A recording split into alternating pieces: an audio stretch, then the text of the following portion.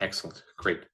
Well, hi everyone. We're very glad to have a continuity of our Women in Neurosurgery lecture series, where we are grateful to have really inspiring leaders and role models who have paved the way and continue to be a source of inspiration. We're very happy and grateful that Dr. Pickett has joined us today.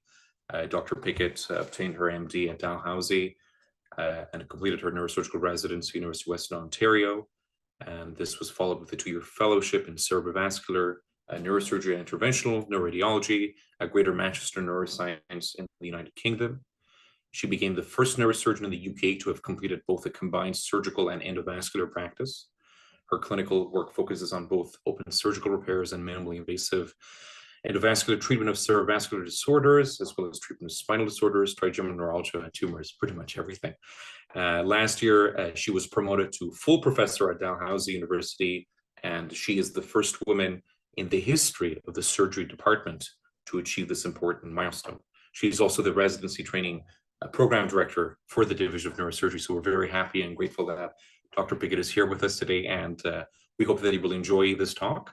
And please take it away, Dr. Pickett. Okay, well, thank you so much for the invitation. I'm very grateful to CaMSIGN for the organization they do in many ways, running the program director introduction for CARMS, I think all the in the lecture series, and really all the work they do to promote neurosurgery in Canada and promote the visibility of the training experiences. So no, I really am grateful to be invited to do this today. I'm going to the invitation was sort of relatively open-ended, talk about my journey in neurosurgery to where I am in terms of cerebrovascular practice, and in particular some of the work that's been recognized recently around our programs, gender balance and so forth. Putting this together was a real walk down memory lane, and I was reminded that my CARMS match was like 25 years ago, which is crazy.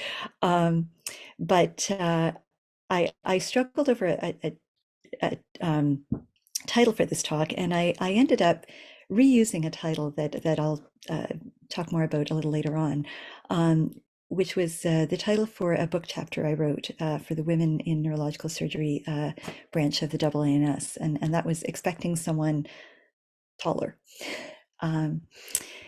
So, as I said, my journey to neurosurgery and my CARMS match has covered quite a period of time. And, since neurosurgery first emerged as a distinct specialty in Canada, about 100 years ago, it took over 40 years for Canadian women to enter the field. And that was in the province of Quebec. And it took longer, actually, in the English-speaking provinces. And it was really only in the late 1960s, early 70s that some of the first female neurosurgeons began paving the way. And it was 1981 that Dr. Betty McRae became the first Canadian-trained female neurosurgeon. 1998 was the year I began residency, and that saw the first female neurosurgeons, cerebrovascular neurosurgeons, beginning practices, both open and endovascular. So that was Geneviève Milot and Shirley Stiver. And yeah, in terms of academic achievement and promotion, Canada didn't see a woman in neurosurgery become full professor until 2016. That was Moshi Hoda in Toronto. And as someone mentioned, I was very happy to finally be successful in that last year, and that's the first time that Dalhousie had promoted a woman in the Department of Surgery. So this has been somewhat of a journey over that time, and I do commend you to this article from World Neurosurgery last year about some of the early pioneers in neurosurgery in the Canadian women. So this was there are a lot of photos. If you come to Dalhousie and you go into the neurosurgery library, there are a lot of photos on the wall, and they have become more varied. But this was Dalhousie neurosurgery around 2000, and you will see that while there is some diversity of appearance there, they are all male. There had been over the years, a few female residents. Sue Breen finished in 1988, Kira O'Haraher in 2004, and Julia Radich, who's in Saskatchewan, in 2008. And then most recently, Erica Leck joined us in 2017, and that really heralded in a wave of women in the program. But there have been others, basically until 2017, there were three that finished the program, and there were three that did not, transferred out and felt the demands or the personal life balance was not workable. And so, how do we get from there to where we are today? In 1995, gender parity was achieved in Canadian medical schools, but there is still a large disparity at the level of the surgical subspecialties, and in particular, neurosurgery, cardiac, and ortho. And in 2000, at the staff level, women were 5.5% of the active neurosurgical workforce, and by 2020, that had doubled to 11%.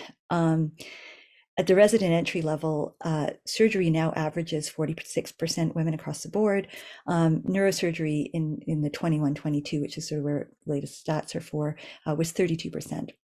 And this article here was written for International Women's Day, and it appeared in the Dalhousie Medical News. And at that point, we were 6 of 11 of our trainees identified as female. It's now actually 7 of 11 after Ellen, who's on the call today, joined us.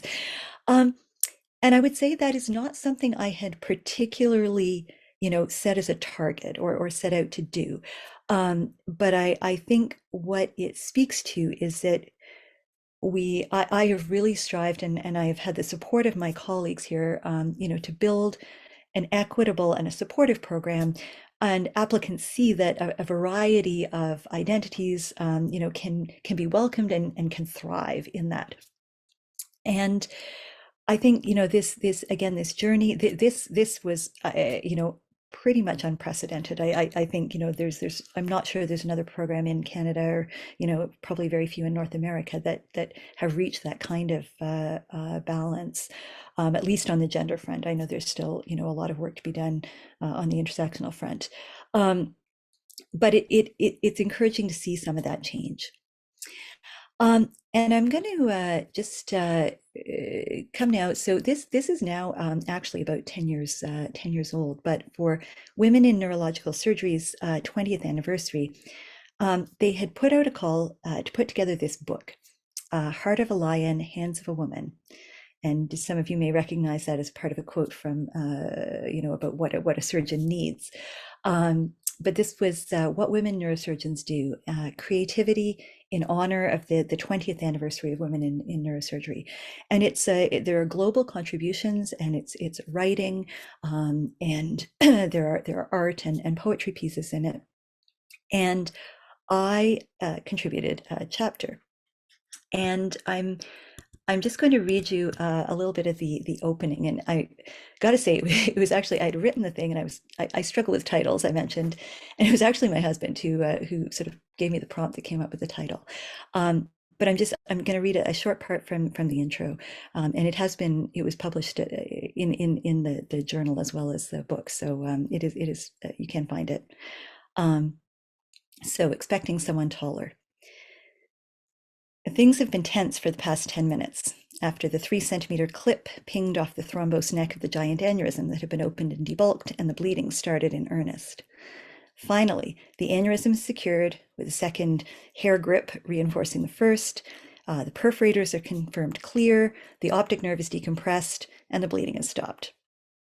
I step back, invite the resident to have a look down the main scope and have a gentle poke around. And the resident lets out a breath and says, "You've got," and then he hesitates. I've been told more than once that I've got balls of steel. Those who say it invariably seem uncomfortable afterwards or try to make a joke. No one ever says I have ovaries of steel. Not that I want them to. I take the compliment for what it is, but it reminds me of what it isn't and what I'm not, and the subtle challenges I face every day as a female neurosurgeon.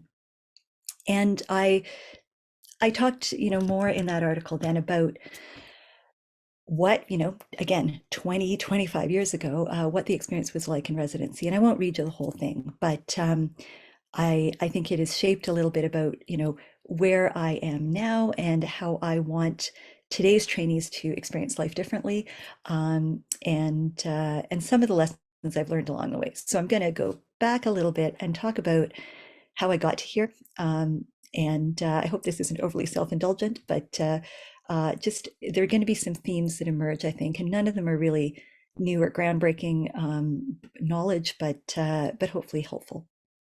So going way back, some of the experience that shaped me early on was that my parents were adventurous. My dad, that's him in the middle there, he was an English professor, and he was very invested. Both my parents were in experiences and education.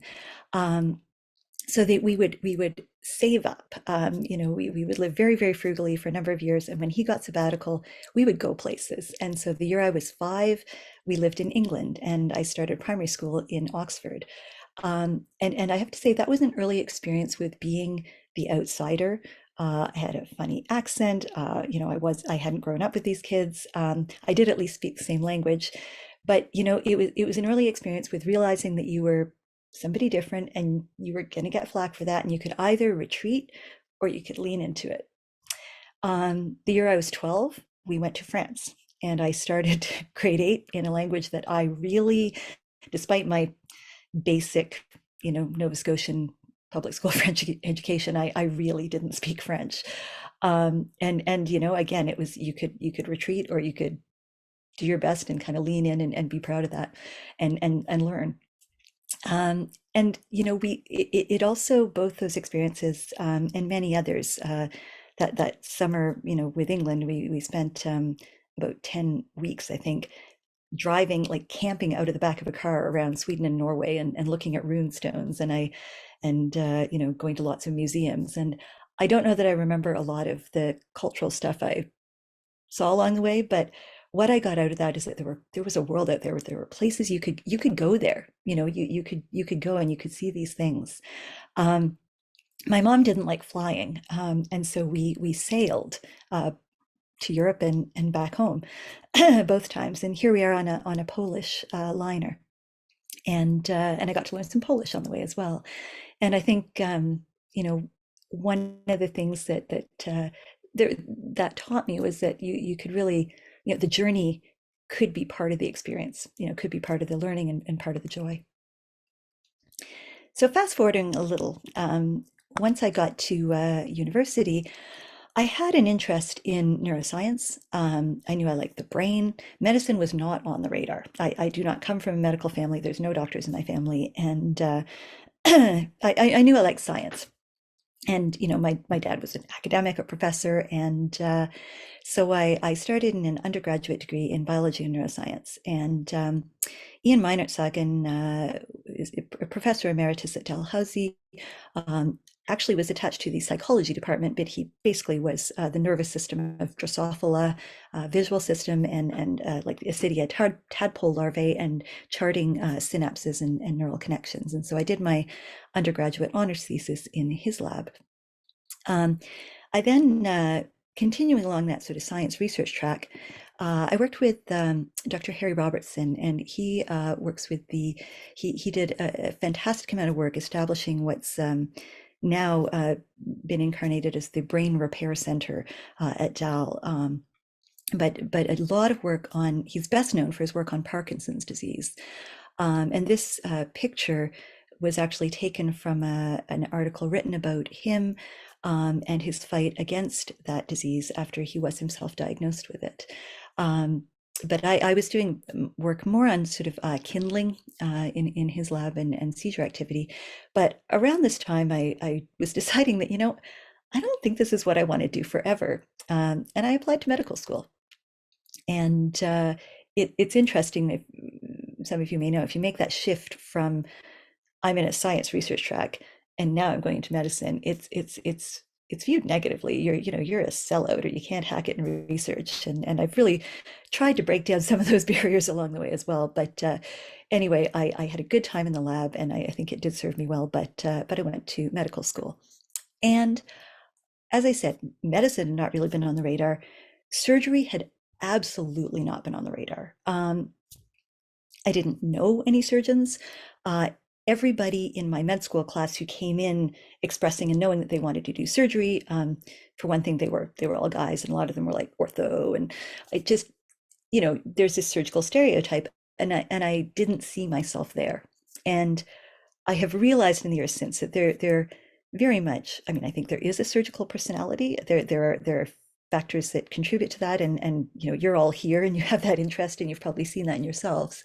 I think there's this desire to work with your hands. There's this desire to sort of get in there and fix things. And I realize now that I did very much fit that, but I didn't see it at all at the time. And so I will forever be grateful to Dr. Brian Wheelock. And he is now retired, but he was a neurosurgeon in St. John, New Brunswick, and had a very fulfilling career there. Trained a lot of students locally, has been the president of the Canadian Neurosurgical Society. And I had ended up doing a neurology elective in St. John because there were too many clerks in Halifax, and this was really the first year they were starting to send people outside to other centers in the Maritimes. And I was doing this neurology elective, but some of the patients I admitted, say with headache, turned out to have neurosurgical problems. And I was encouraged to go and follow that patient to the OR and kind of see their journey. And I found that interesting. And Dr. Wheelock said, why don't you come do an elective? And I thought, why not? Guess so. I've got one unscheduled that I didn't quite know what to do with. And I would say that was really one of the turning points, and perhaps one of the themes. I mentioned there's a few things I wanted to kind of bring out that I think can serve people generally. And I would say that, curiosity and exploration, and, you need that encouragement from outside, but just the willingness when opportunity presents itself to say, why not? And that is something I love seeing in our residents when they're exploring, subspecialties or research, or even on off-service rotation experiences, that again, they kind of lean in and embrace that and say, why not? There is something to learn here. But yeah, if you had to pinpoint who's responsible for getting me into this, Dr. Wheelock is the chief culprit, I would say. Going to take a moment to ask, does anybody know, feel free to put your hands up or just yell, what this thing is?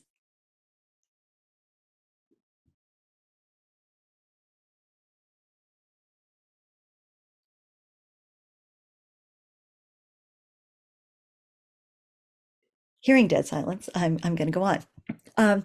So this is a device that I saw during that experience in New Brunswick, and it was probably, I don't know this, but I would bet it was the last one put in the country. It is called a Silverstone clamp. And the idea for inoperable giant aneurysms of the skull base and so on, where you're concerned about collateral flow, is that you would open up, find the carotid, put this thing around the carotid, and slowly, patient had like a bolt, like Frankenstein, sticking out of the neck, and you would slowly turn this clamp every couple of days or so and slowly occlude the carotid so that it would progressively lower the flow and perhaps give collateral some time to develop. And so as the med student on the St. John, New Brunswick rotation, it was my job to go around and turn the clamp and stand there and watch to see if the patient had a stroke. And it was terrifying and interesting and fascinating in equal measure. And I think that applies again, hopefully, to some experiences you've had, certainly to a lot of things I've experienced in neurosurgery since then, which is that it's amazing and sometimes terrifying and really fascinating. And the other major person who influenced that rotation is Dr. Simon Walling, and he is now and has been for sort of my whole career here in Halifax. He's been working in Halifax, but at the time he had just finished his pediatrics fellowship and he was working in St. John.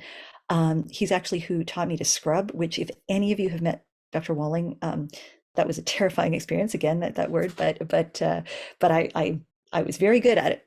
And just some of the experiences I saw during that rotation, doing direct tap ventriculography on a baby with really severe loculated hydrocephalus and cysts from a Pseudomonas meningitis, and he was so encouraging and explaining what he was doing, and just really clearly liked teaching. And I would say that was another major contributor.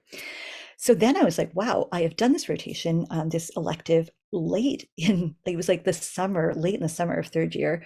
I am approaching the CaMSIGN match. I have no background in neurosurgery. I have done no electives like anywhere else. I haven't even done my actual core surgical rotation yet.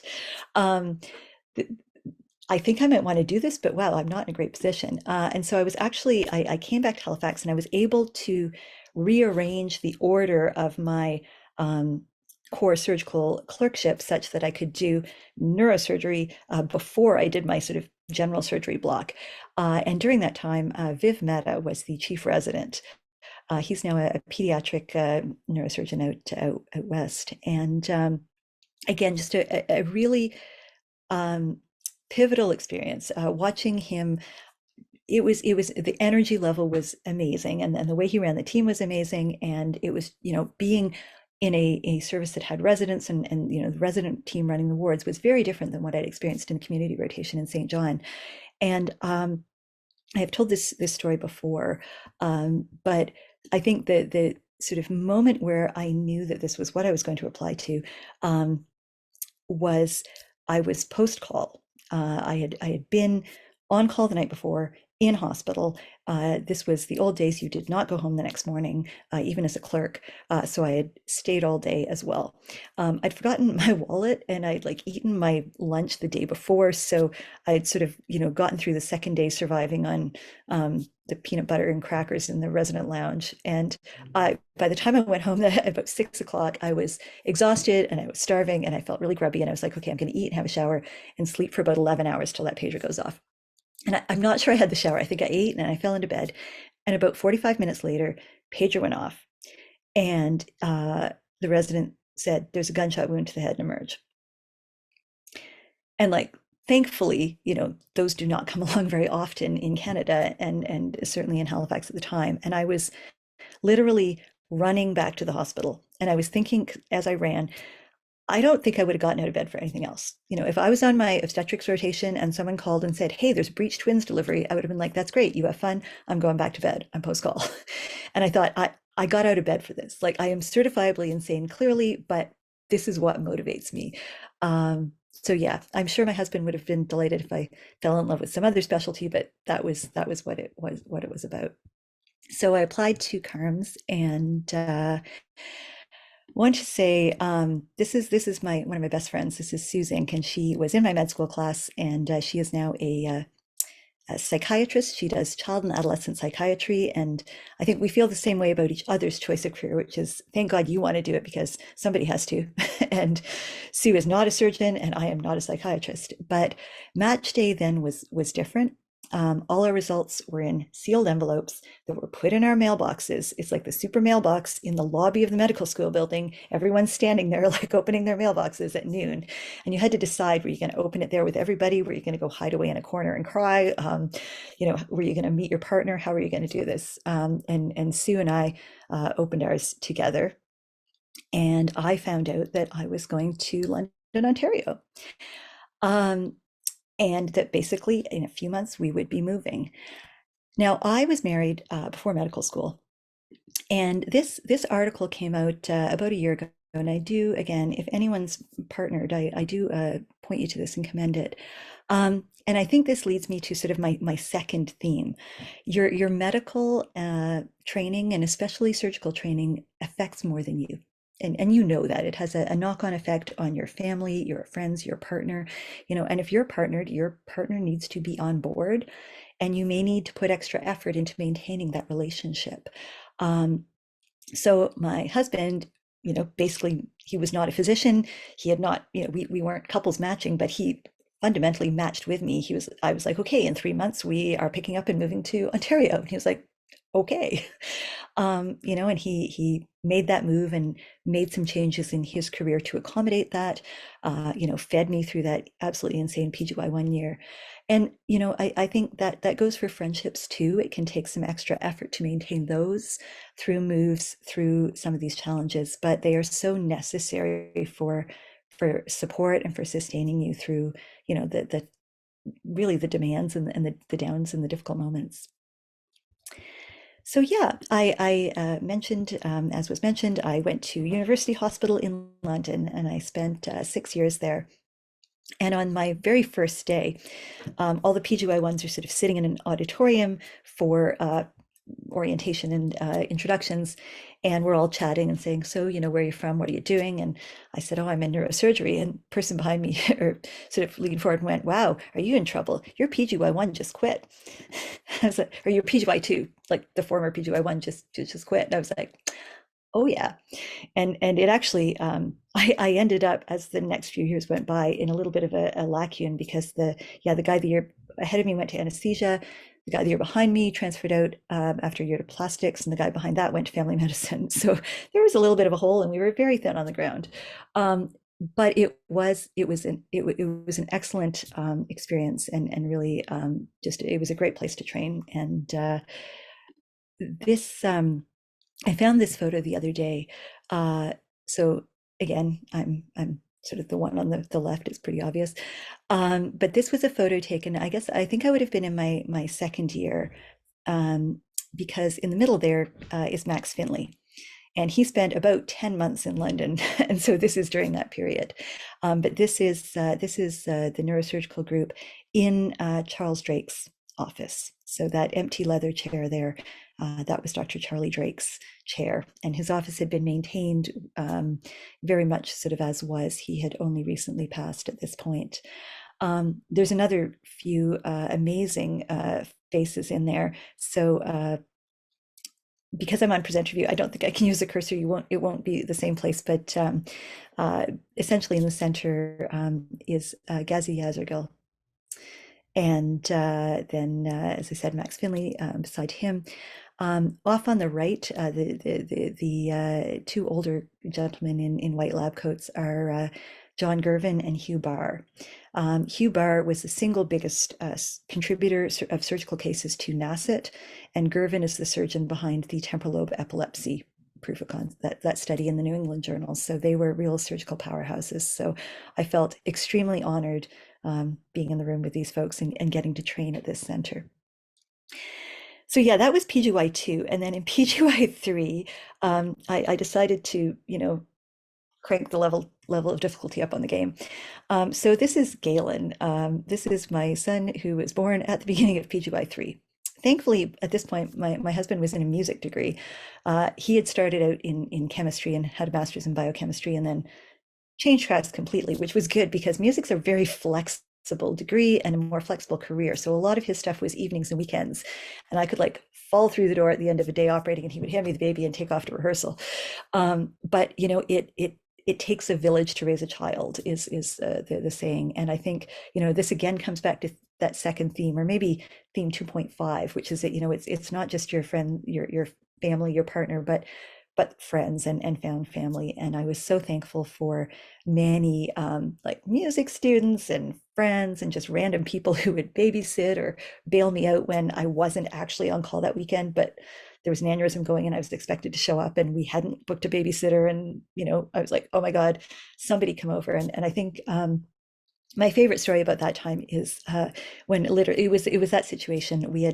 I was not on call. We had not scheduled a sitter. My husband was out of town doing a Toffel music concert, and I was called by the senior and I had to go in, like that was the expectation. And I got somebody, and it was somebody that this baby had like never met before. He was, I guess, 2 at the time or so. So I go to the hospital, kid's sleeping upstairs, wakes up, comes down, there's some random adult in the living room. He was just like, oh, okay, starts playing. And, he survived that. And I think it possibly was good for socialization, but we really were so grateful for that support. But when I found out I was pregnant, I was absolutely terrified to tell the program. this was so Galen was born in 2000.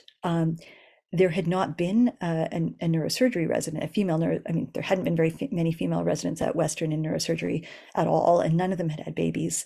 The first female surgery resident to have a baby at Western had been the year before, Jeannie McGillivray. She was another Nova Scotian, and she got a surprising amount of flack for it. At one point, she was teased by one of her surgical staff, can you reach the table over that baby? And Jeannie was not one.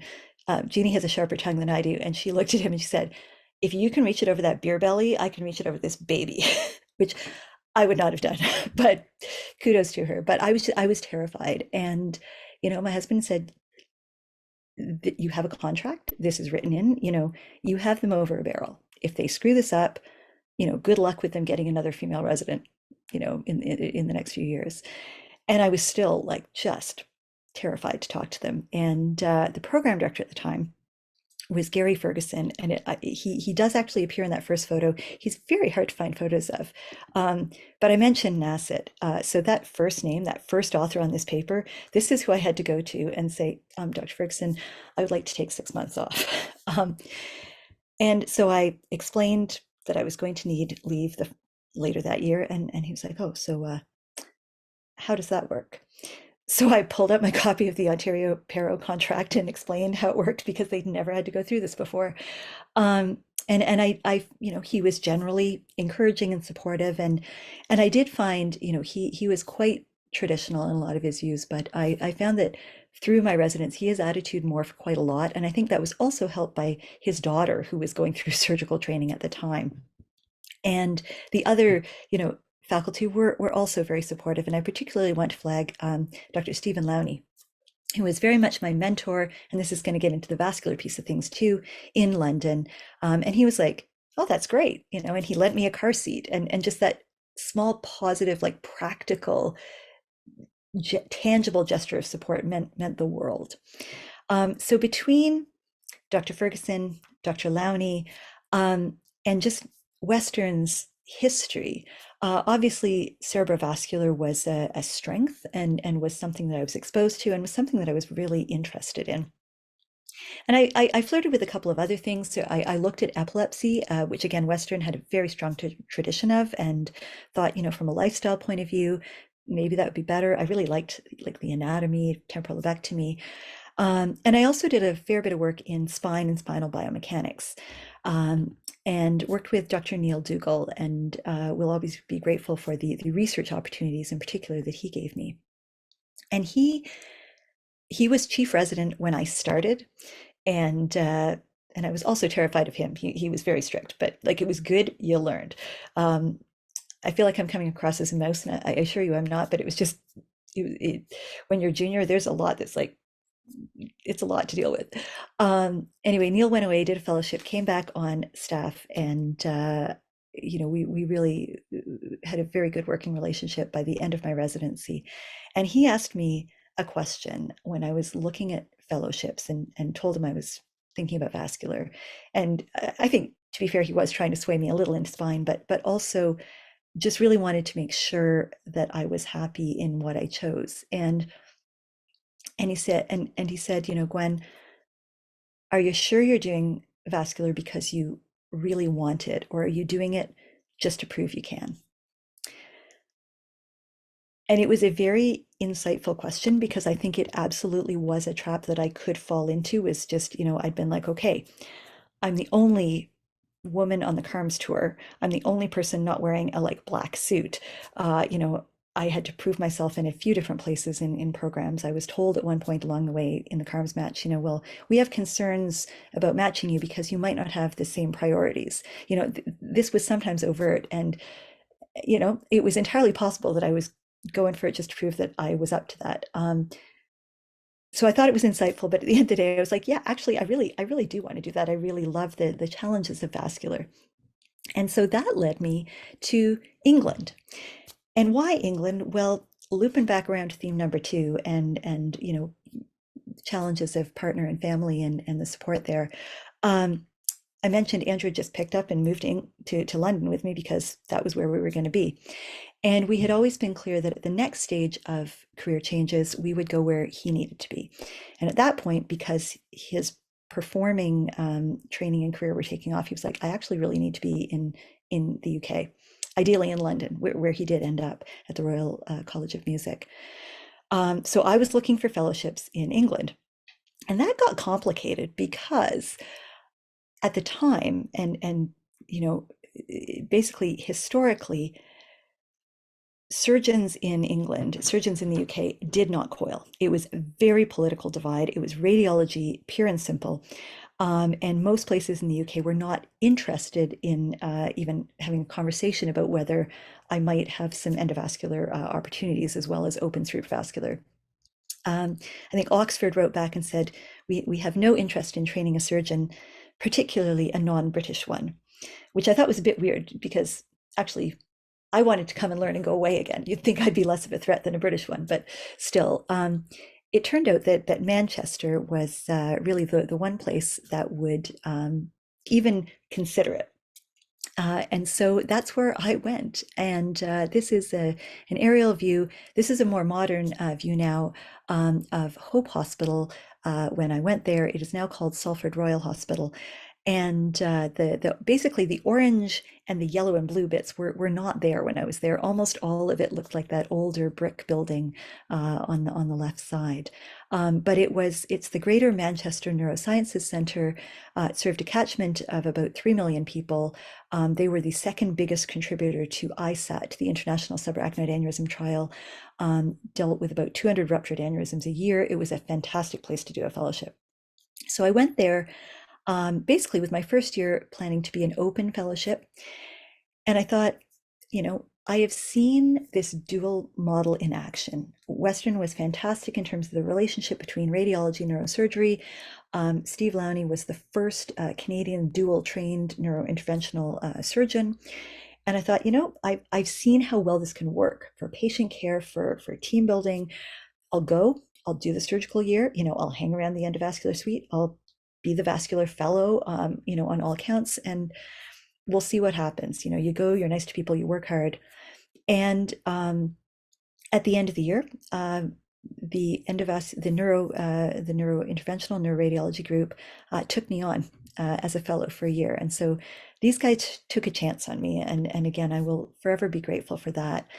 And I think that's really my theme number 3, is looking for people who value, or at least are willing to take a chance on, diverse opinions and viewpoints, and who will support you. So these folks, it's Dr. David Hughes, Roger Late, and Amit Hiradkar. And they were the 3 neurointerventionalists in Manchester at the time, and just fantastic teachers and fantastic mentors. And they went out on a limb. And I didn't know until later kind of just how much. So Roger Late in the middle was the head, and I didn't know until later sort of how much flack he got for taking me on as a trainee. But once, Roger's a bit of a cowboy, and like once he'd made up his mind, he took some convincing, but once he decided it was a good idea, he basically went to the British Society of Neuroradiology meetings and were like, yeah, we're training a surgeon, what's your problem? It's great. And they really supported me, and that was just such a fantastic experience. So yes, I got to do both open and interventional. And so a little peculiarity some of you may know is that in the UK, once you have your sort of final surgical, once you have your surgical exams, you stop being doctor. So you are Mr., Ms., Mrs., whatever, Ms. through, prior to getting your doctoral degree, and then you do your Doctor of Medicine, and you are Dr. Pickett. And then if you pass your surgical exams, you go back to being Miss Pickett or Mr. Pickett, Mrs. Pickett, or whatever. And so I mentioned the political tensions between surgery and radiology. So I, in my second year there, I presented an abstract at the British Society of Neuroradiology. And it was on outcomes in poor grade subarachnoid hemorrhage. And so the chair of the session is sort of looking through and announcing and introducing the various abstracts. And we're listed, the authors, as from neuroradiology, but also neurosurgery. And noticed that the presenting person was G.E. Pickett, from surgery. And I think wanted to like draw attention to this. So I'm standing kind of off to the side, waiting to go up on stage, and the chair is sitting on the podium up on the stage and can't actually see me where I'm standing. And so said, here presenting this title, on behalf of the group at Manchester is Dr. Pickett. Oh no, I see it's Mr. Pickett. So the crowd starts laughing.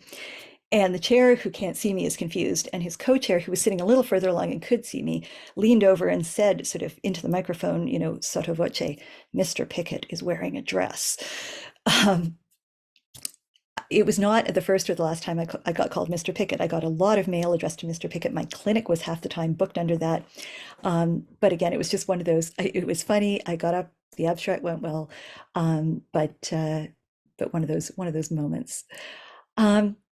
So I had 2 years of fellowship there, and then I went on staff and worked there. And that was really, again, just a huge, I think, well, it was I liked, I was going to say it was a leap of faith on the part of the hospital management there. I think they had also seen that this was working really well, that integrated model, having surgery more involved, was very positive. And that was a thing I had demonstrated and I had built. And so I was brought on staff and I had a dual practice. I was the first surgeon in the UK to have that dual open and interventional practice. So I had a day a week in the operating room and I had a day a week in the interventional suite. And it worked well enough that when I left and moved back here, they actually went and found my former open surgical fellow who was working in Cambridge at the time, brought him, trained him in intervention, and he took that job and he now basically runs the combined service. So that model persisted in Manchester, and I'm very proud of that. I'm really happy about that. I had actually planned to stay in England a little bit longer, but between family circumstances, some changes in our parents' health, and also just kind of keeping an eye on the job openings in Canada, I ended up coming home a little sooner. And I looked at London, Ontario, I looked at Montreal, we looked, at places perhaps, where things might be a little easier for Andrew in terms of his performing career. But, Halifax had really been built up in such a positive way since I had been a medical student here. It had, doubled the number of surgeons, brought in, a lot more research money and resources, and it was just looking like a really positive way. And I saw a spot here where I could try and build that same collaborative radiology, neurosurgery, vascular group, because it was not a thing that was here when I started. One of the things you may notice in all of this through this, I've talked about the importance of mentors and sponsors. And the distinction being, I think that mentor is someone who you can learn from, who has that experience, who can guide you, and a sponsor being someone who will really put you out there, promote you, try and further your career, and look for those opportunities to move you forward. And I think this is, everyone I had had up till now, you will notice we're all men, and they were very much, I don't know if, you've seen the hashtag on social media, he for she, but just, really saw that potential in me and put me forward and promoted me. And I was really enthused about that. I think my first years at Dalhousie, I didn't have that so much. And when you look at, the situation there, I came and as was mentioned, I've made professor, and I'm very happy about that, and I'm very proud of that. But there's a real lag early on where, I did not apply for associate professor for years after I probably could have, and I hadn't really been encouraged to do that. I hadn't been pushed to do that, and there were some moments early in career where I was struggling with kids and clinical work and research and protected time and balancing these things, and reached out asking for advice, and did not get advice that was particularly helpful. And I think there are times, despite us trying to do our best for all our trainees, all our mentees. There definitely are times when it is helpful to have mentors or sponsors who have been there.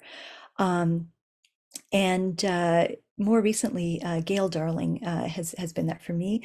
So here she is. She is now the head of the Department of Surgery in Halifax, and she came to us from Toronto.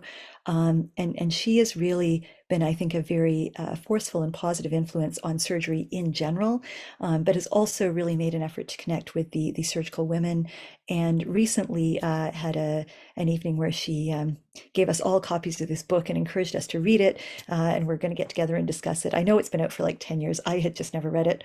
But I think Gail has really encouraged us to explore perhaps more leadership potential within the group, within the department as a whole.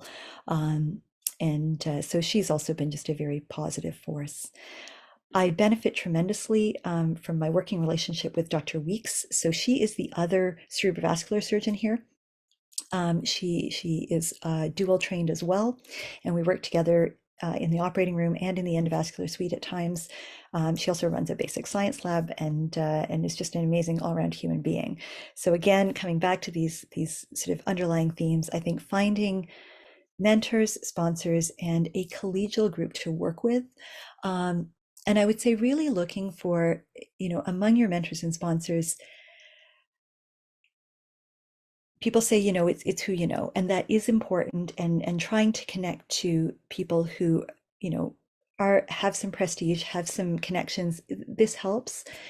But I really would say, it's not just the prestige of the individual, it's their attitude, it's their approach, are they happy to push you forward, hoping that you will surpass them, and I think I've been very lucky in the folks who have helped me along the way and in the people I work with now. And that's something I would hope and aspire to be to others.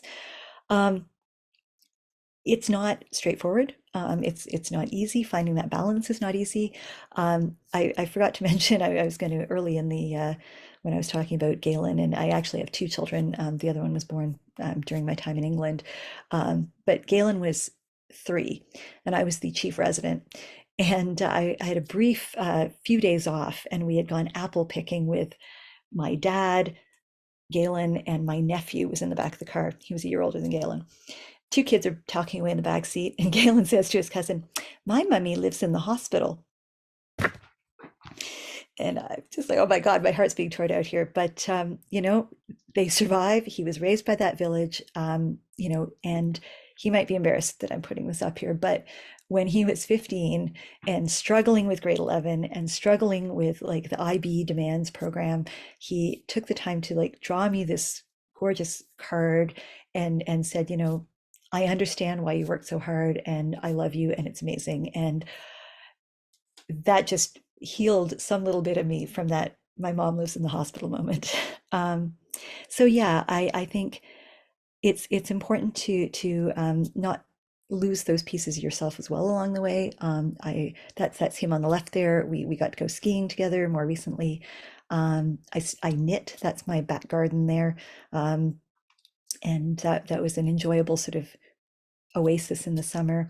And there on the bottom is a view from Kejimkujik National Park. And that's one of the things that keeps me sane, is this little period every summer where I go into the backcountry. It's like you canoe, you're miles from everywhere, there's no cell signal, and it's just really unplugging and disconnecting. And I value that backcountry camping time tremendously. And finally, one of the other things that I've kept doing all the way through was music. I wasn't always able to continue all the extracurriculars and things that got me into med school in the first place, but even in my chief year as a parent and with studying for final exams, I still sang in one choir. It was sort of the time that was not belonging to the hospital. And that's a shot of Andrew there conducting a small, I also play the violin. This is my vantage point from the back of the early music pickup, Messe de Minuit, Charpentier instrumental get together. And so I think, again, just trying to sum up some of this, and I hope, please feel free to ask questions. I hope that hasn't been too much of a sort of, introspective journey, but just trying to share what got me to this point. And I think, as I said, some of the themes I would like to bring out were just that, encouraging exploration, openness, curiosity, and courage. I mentioned being terrified at various points, but you don't have to let that stop you. You just dig in and go. Really, really important to nourish those personal connections. They are at risk and they are so valuable. And again, seeking out mentors and more than that, sponsors who will value you and who will promote you, and who will not be threatened by your success. Because yeah, it's your time to get out there and grow and bloom. And so I hope that gives you perhaps some small perspective there that's helpful. I will have done my job here. So happy to entertain questions about the gender parity in the program, about any of these issues we've discussed, about vascular surgery, anything at all. Happy to take questions. Thank you, Dr. Pickett. One of the goals we have at CaMSIGN is really seeing the human forces behind the stories, and I think that your journey is really beautiful, very open. We really appreciate your sharing of it. So I'm sure we have a lot of questions within the audience members. So please feel free to just unmute yourself and ask away.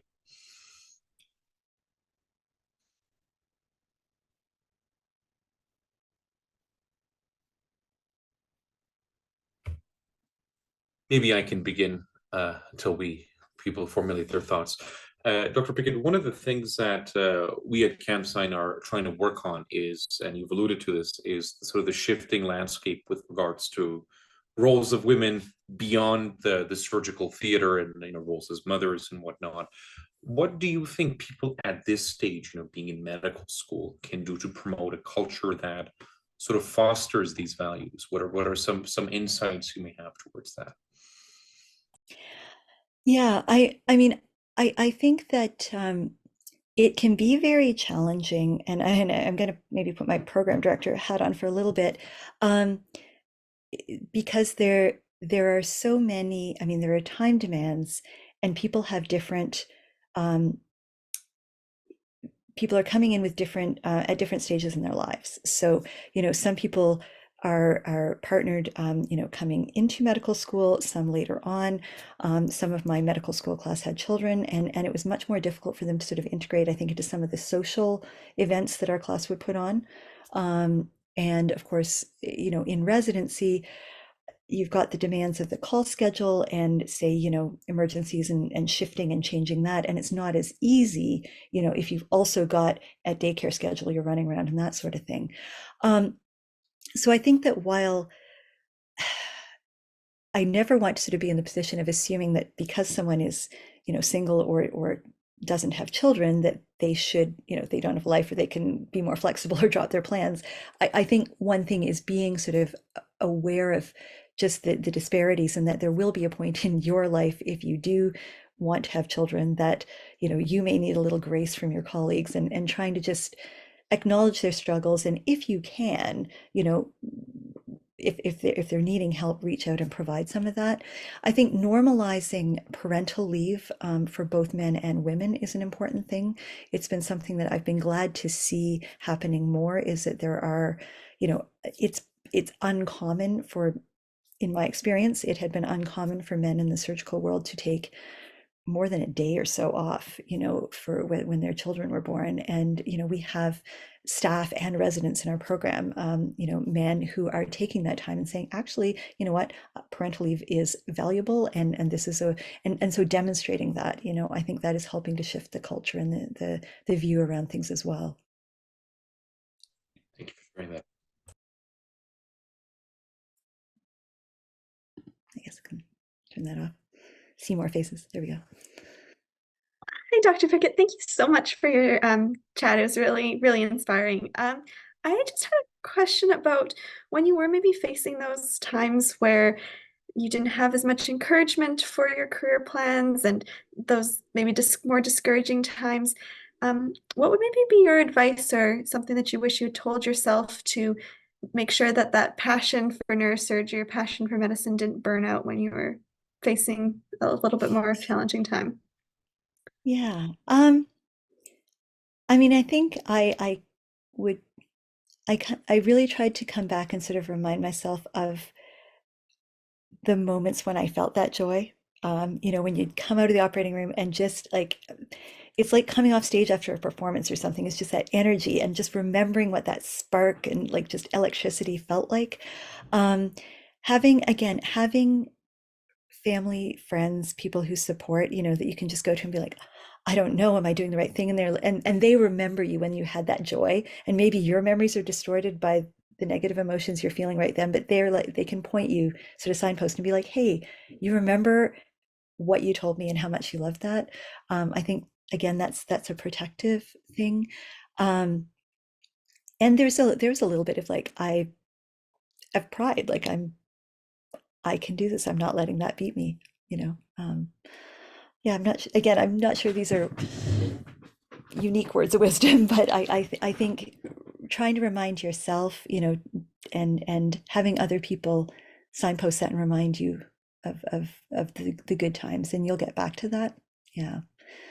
Um, and in most programs, I mean, if you really are, the environment's toxic or there are negative things, I mean, there are a lot of generally supports, and our program's got like an on buddy that if people aren't, are struggling or they feel, maybe me as program director's problem or like the environment's problem, we've got this support person they can go to, and that's there are usually these supports within the systems as well these days, but on a personal level, that's what I found helpful. Yeah.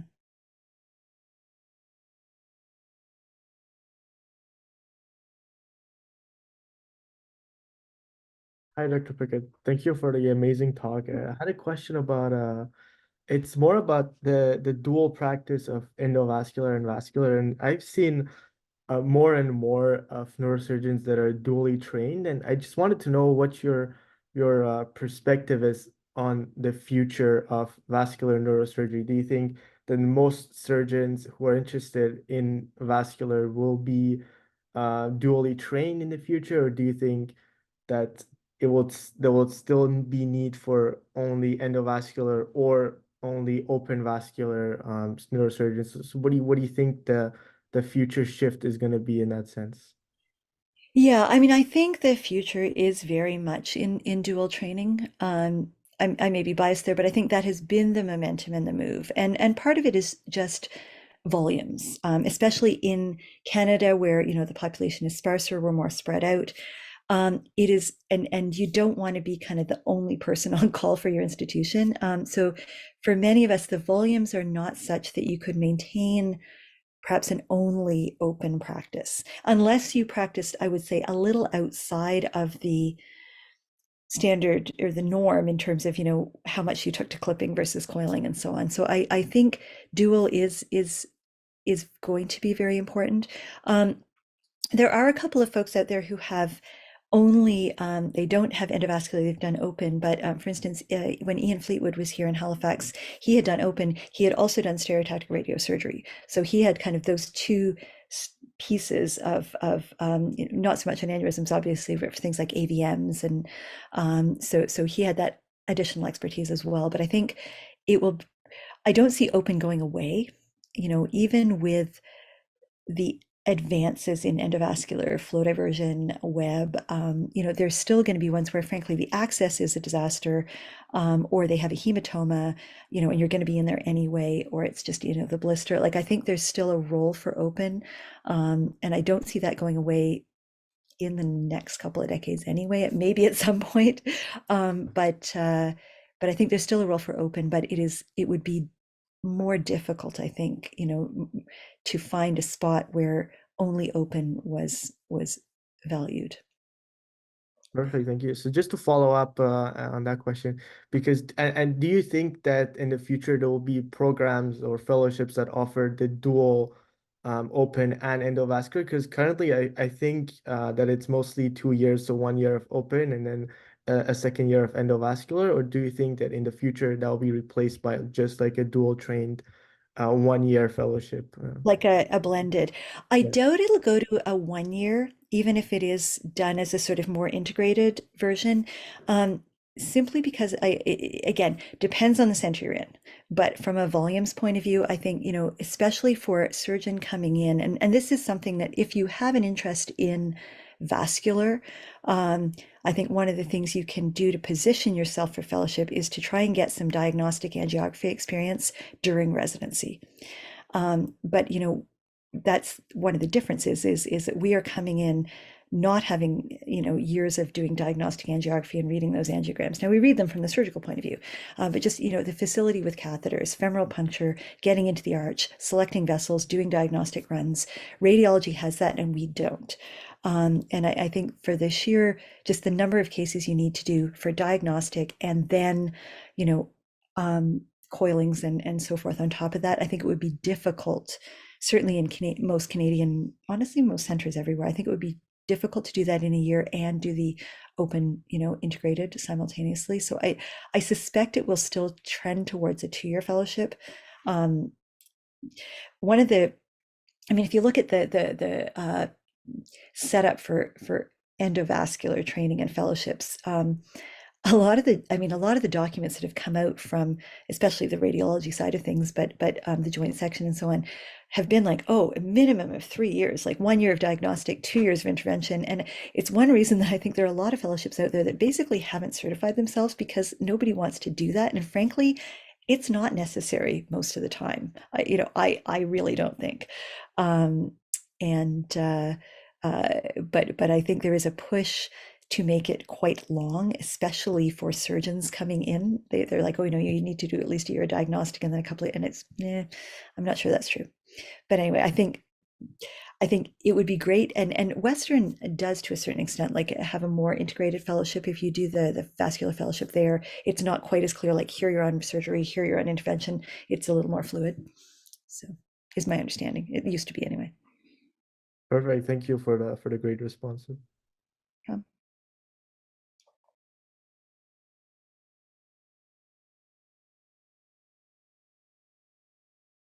Hi, Dr. Pickett.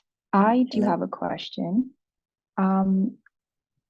First of all, thank you so much for sharing your experiences and your journey. I really do appreciate your transparency in speaking about your journey through medicine, as well as the challenges you faced and the ways that you found helpful to overcome those barriers. I was wondering, kind of recognizing that there is still a lot of room for improvement in the neurosurgical field, and also acknowledging that we've come a long way, especially as Dalhousie celebrating gender parity in the neurosurgical residency program. I was wondering, how do you see the neurosurgical workforce changing in the next 5 years? Yeah, it's a great question. It's such a long residency. I don't know about the next 5, next 10, maybe. Yeah, hard to say. I think there is a lot to be looked at, I think, in surgery generally, in medicine for sure, at kind of some of the models of working. I don't see this, sorry, I'm going to go off tangent a little bit here. I don't see this as something that's going to happen in the next 5 years or so. But I do think that when we look at models of surgical working and models of medicine, there are other areas, both other areas of medicine in Canada and then surgical fields elsewhere in the world that have looked at things like less than full-time training, or job sharing, even at the staff level. It's not something that really exists in surgery. It's something that was discussed here at Dal as part of like a Women in Surgery hackathon, just trying to, brainstorm a bit around the feasibility of, say, people splitting a position and so on, because obviously one of the challenges is that, surgery and family life are a conflict at times, and it's doable and lots of people do it, but, there are maybe people who don't want to go full out and would like that sort of flexibility. I think so I think that is perhaps part of a bigger conversation that could be had around kind of lifestyles in surgery, gender in surgery, and some of these intersections. I think in the next 5 years, I think there will be probably some expansion.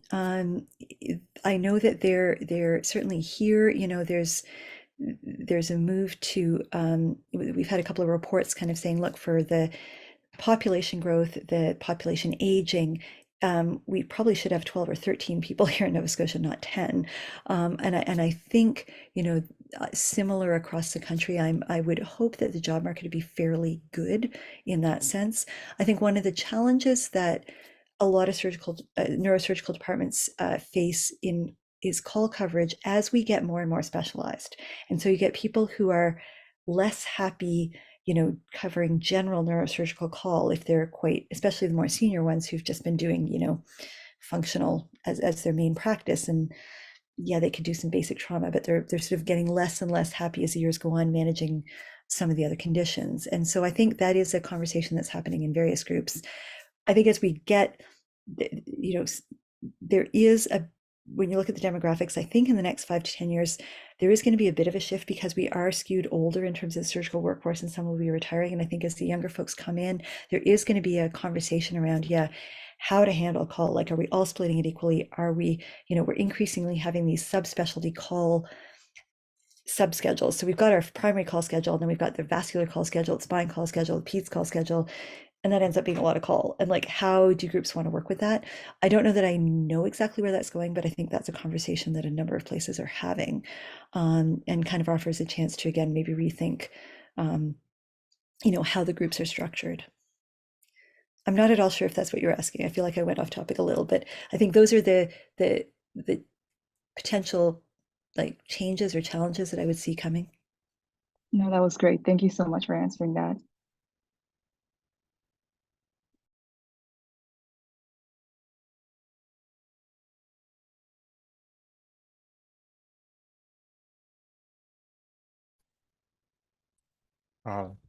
Yeah. Hello. Hi, Dr. Pickett. Thank you for the great talk. I really enjoyed it. I had a question about artificial intelligence. So, with the advent of AI, I was wondering, especially as a residency program director, I was wondering, how do you anticipate that AI will affect different aspects of neurosurgery, like diagnosis, treatment planning, and also how could it affect the training of the neurosurgeons? That is also a very good question. And it's one I will confess to you, I have not, to my satisfaction, really engaged with a whole lot yet. I was last year part of a project in a paper that's been published now, looking at a model, basically a refined version of ChatGPT called NeuroGPT that was like specifically fed neurological, neurosurgical information, looking at like basically exam responses it could generate, patient information responses it could generate, and how well that matched up with responses generated by expert human neurosurgeons. And I think where it produced, it was good, by and large, very like accurate, a little bit generic. It gave, I would say, it was able to produce what would be a really good resident, exam answer. It did not, and I think, I'm not sure it can have some of, maybe in future iterations, have some of the nuance of, talking to a skull-based surgeon who's telling you, okay, this was specifically about vestibular schwannoma. Sorry, coming back to that, but some of the nuances of like a really experienced skull-based person who's going to be like, well, look, the jugular bulb's just a bit high here, and yes, I normally use this approach, but I think here, this is why I'm going to modify that. And it's sort of, and watch out for this, and if that complication happens, do this. And it's sort of that, I think some of those experiential clinical pearls that it really wasn't providing. So coming to, where it would fit, I think there's a lot of potential, when we look at AI in terms of things like, imaging, pattern recognition, avoiding bias, when you talk about the diagnostic side. I don't know that I would, I don't know that it's there yet in terms of sort of like feed in the symptoms or feed in the clinical exam signs and it spits you out the localization and the diagnosis. But, I think it could perhaps help in framing some of that, and, maybe avoiding, and that I'm I'm not sure about this. Okay, I should maybe unblur, but that the poster on my wall behind me is about like cognitive biases, and the various types that we fall into. And can AI help us avoid some of, say, the anchoring biases in diagnosis and so on? But again, I'm from like the Vic 20 era and the whole like garbage in, garbage out. And it depends on how we build these, right? And if you build AI with implicit human biases in it, then you're going to have those reflected in the AI. And we already know that. We've already seen that, unfortunately. But I think there could be that role in diagnosis. From an educational point of view, I think there is a lot of value to kind of, being able to kind of say, hey, can you summarize this for me? It's not that that's going to be your study tool, but just trying to get your head around, like, can you put this information into a digestible form? One of our residents gave a really interesting talk on sort of, the potential for AI and some of the pitfalls and so on, and was having it write, neurosurgical things in like poetic form and verse, and like that was fun and maybe memorable. Like maybe that's what you need to be able to memorize the differential of this rare condition or something. So yeah, I do feel it's a topic that there are lectures coming up at our postgrad education day that I'm looking forward to. Like I feel like I haven't fully grappled with that question yet. I can see some advantages, I can see some concerns, mostly related to the way it is trained and the potential blind spots in it. But I think it's very exciting. But as I say, I don't feel I've totally understood it yet. Yeah. Thank you. Thanks for a thought-provoking question.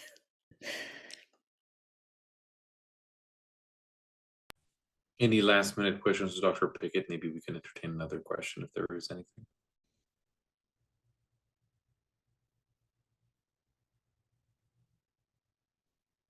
Okay, if not, thank you again, Dr. Pickett. We're very, very glad that we could have you here this evening, and thanks to all of you for joining us.